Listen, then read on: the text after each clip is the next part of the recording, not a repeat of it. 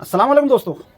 कुछ हफ्तों पहले बीजेपी नेता किरीट सोमैया मदरसा अशातुल उलूम अक्कल कुआं पर यह इल्ज़ाम आयद करता है कि वहाँ पर जो मालियाती मदद मिलती है, जो फंड्स वगैरह मिलते हैं, जो जो लोग चंदे वगैरह करते हैं, वो पैसा कहाँ कहाँ से आ रहा है, इसकी इंक्वायरी होना चाहिए और इस ताल्लुक से गलत गलत इल्ज़ामात लगाता है।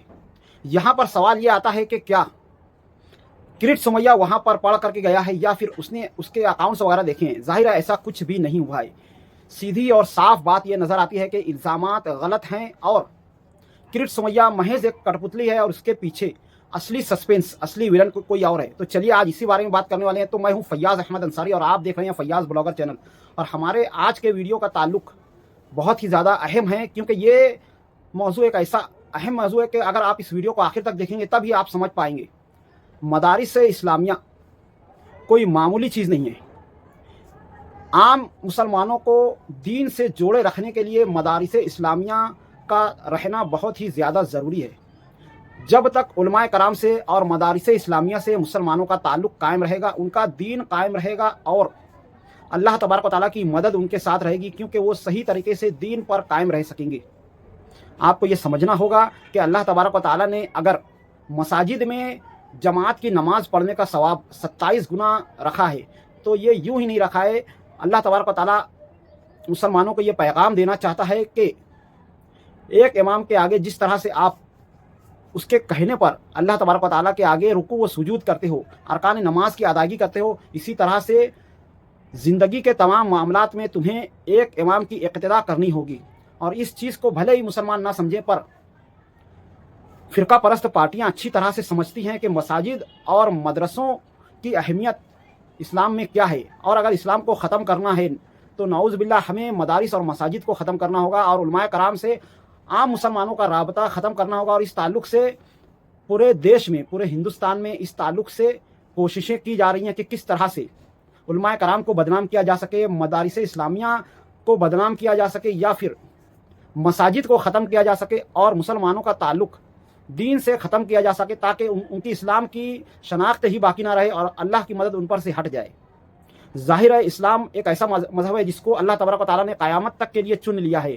और फ़िरका परस्त पार्टियाँ अच्छी तरह से ये समझती है कि इस्लाम को कभी भी ख़त्म नहीं किया जा सकता है। हाँ, मुसलमानों को बदला जा सकता है, यानी क़यामत तक जो दीन बाकी रहेगा उसमें ऐसे मुसलमानों को रहने ही ना दिया जाए जो कि हिंदुस्तानी मुसलमान हो। यानी हिंदुस्तान से इस्लाम को ख़त्म करने का सही तरीका यही है कि जो इस वक्त अभी के मुसलमान हैं उन लोगों को दीन से ख़त्म कर दिया जाए, ताकि अल्लाह की मदद ख़त्म हो जाए। ज़ाहिर अल्लाह तबारक व तआला इस्लाम को बाकी रखने के लिए हम लोगों का मोहताज नहीं है। अल्लाह तबारक व तआला जिससे चाहता है दीन की खिदमत को ले लेता है। अगर हमको अल्लाह तबारक व तआला ने ईमान की दौलत दी है, ये तो ये उसका एहसान है, हम लोगों का कोई कमाल नहीं है। अब आते हैं वापस अपने टॉपिक पर। और इस चीज़ को फ़िरका परस्त पार्टियाँ अच्छी तरह से समझती हैं और ज़ाहिर है इस ताल्लुक़ से मैं नाम लेकर के कह सकता हूँ कि आरएसएस और जितने भी तशद्दुद पसंद पार्टियाँ हैं वो पिछले 70-80 सालों से कोशिशें कर रही हैं कि किस तरह से अखंड भारत के नाम पर देश को हिंदू राष्ट्र बनाया जा सके। हालांकि ये सिर्फ़ और सिर्फ एक झूठा हिंदू राष्ट्र बनाने की साजिश की जा रही है, क्योंकि असली हिंदू मैं समझता हूँ वो कभी भी भेदभाव नहीं करता है, ना ही कोई असली मुसलमान करता है। कोई भी मजहब भेदभाव और आपस में दुश्मनी नहीं सिखाता है। ये जो फ़िरका परस्त पार्टियाँ कर रही हैं, फ़िरका परस्त तंजीमें कर रही हैं, ये सिर्फ़ और सिर्फ एक ऐसा देश बनाने की साजिश है जिसमें जहालत होगी, जिसमें भेदभाव होगा, जिसमें नफ़रतें होंगी, जहाँ पर तरक्की का कोई नाम नहीं होगा। और पिछले 14-15 सालों से आप लोग इस चीज़ को नोट करते आ रहे होंगे कि किस तरह से जो नौजवान, देश के जो नौजवान हिंदुस्तान जिंदाबाद, भारत माता की जय के नारे लगाते थे, आज वही नौजवान गौमूत्र और गोबर खाने के दावे करते हैं।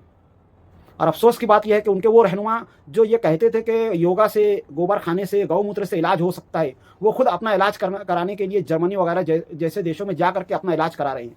यानी यहाँ पर उनका झूठ साफ नज़र आ जाता है। जितनी भी फ़िरका परस्त तंजीमें हैं वो खुद तो अपने बेटों को बड़े बड़े स्कूलों में पढ़ा रही हैं और तालीम और तरक्की की तरफ जा रही हैं, पर जो देश के आम नागरिक हैं उनके अंदर जहालत को भरना चाहती हैं ताकि वो उन पर राज कर सकें।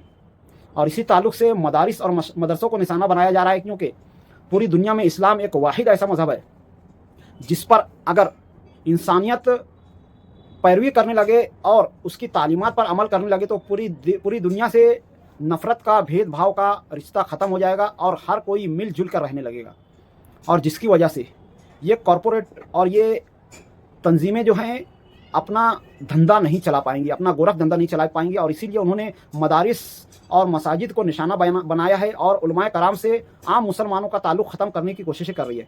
आज ज़रूरत इस बात की है कि मदरसा अशातुल उलूम अक्कल कुआं, जिसके ताल्लुक़ से हमें सफाई देने की बिल्कुल भी ज़रूरत नहीं है कि वो किस तरह से काम करती हैं। और इतना ही नहीं, पूरे देश में जितने भी मदारिस हैं, अल्लाह तबारक व तआला का ख़ास एहसान व करम है कि वहाँ से ऐसे ऐसे बच्चे निकलते हैं जो अपनी बचपन में उन्होंने शरारतें तो की होंगी, पर जब वो किसी मदरसे से जुड़ जाते हैं तो वो दीन के ऐसे दाई बनकर निकलते हैं कि उनके हाथों हज़ारों भटके हुए लोग राह रास्त पर आ जाते हैं।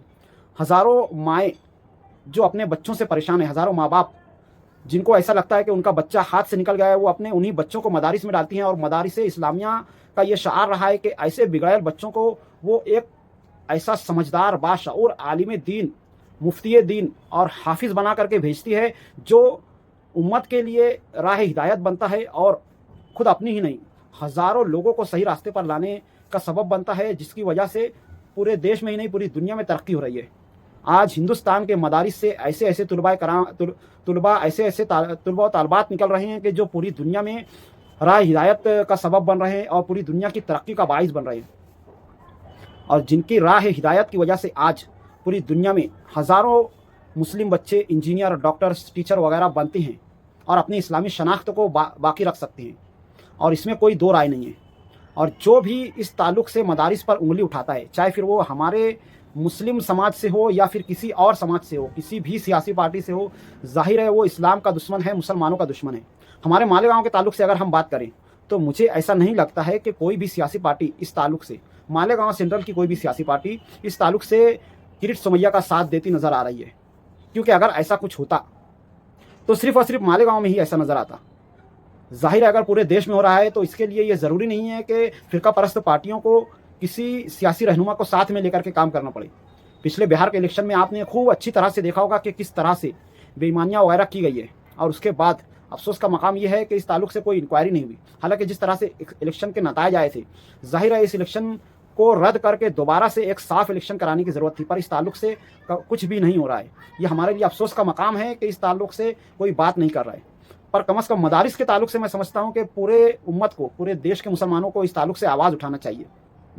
ना सिर्फ मुसलमानों को बल्कि हर धर्म के लोगों को आवाज़ उठाना चाहिए, क्योंकि यही वो मदारिस हैं जो देश में अच्छाई को बाकी रखने का सबब बनते हैं, जो देश से नफ़रत को ख़त्म करने का सबब बनते हैं। और आज की इस वीडियो में आप लोगों का क्या ख्याल है, कमेंट में ज़रूर बताएं। मिलते हैं अगली वीडियो में, तब तक के लिए खुदा हाफिज़। अस्सलामु अलैकुम वरहमतुल्लाहि वबरकातुहू।